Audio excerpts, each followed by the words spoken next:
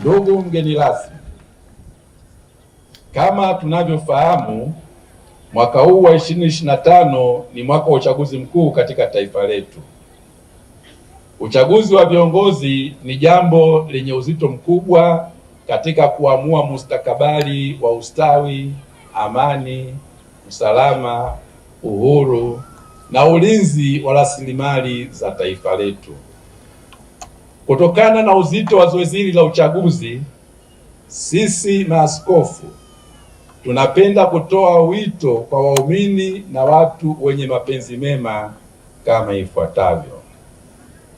Kwanza, tunaomba waamini na watu wote wenye mapenzi mema tufanye sala na maombi maalum kwa ajili ya kuliombea taifa letu amani, umoja na mshikamano wa kindugu.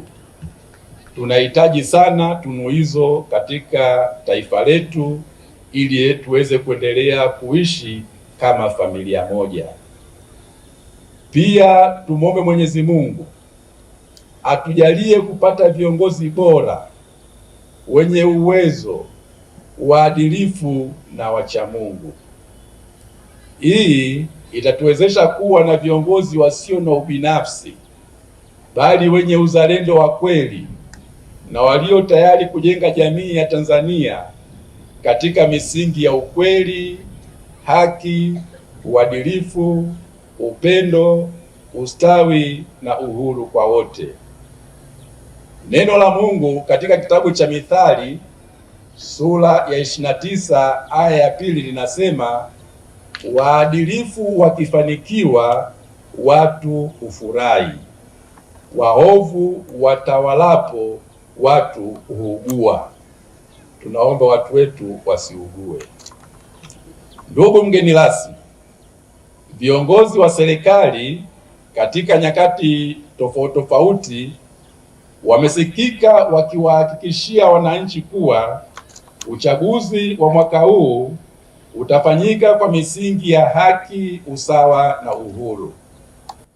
Tunaomba kauli hizi nzuri na za kutia moyo za viongozi wetu zionekane kwenye matendo katika hatua zote za uchaguzi, kwani baadhi ya matukio tuliyoyashuhudia katika jamii yetu hayaonyeshi kuwa watendaji au wasimamizi wa sheria wanatekeleza kile kinachoahidiwa na viongozi wetu. Kinachoahidiwa hakiendani na kile kinachotendeka.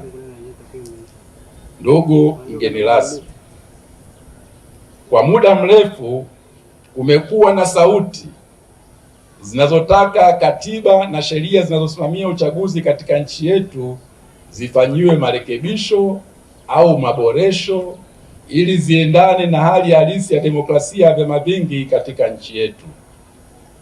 Inavyoonekana ni kuwa wanaonufaika na mapungufu yaliyomo katika sheria za sasa hawana haraka ya kufanya maboresho hayo, na wale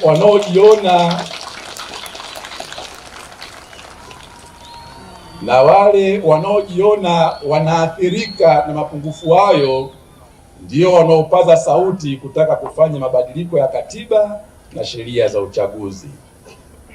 Wito wetu sisi maaskofu kwa mamlaka zinahusika ni kuwa sauti na vilio vya watu wanaotaka kufanyika kwa maboresho hayo ya katiba na sheria visikilizwe na visipuuzwe.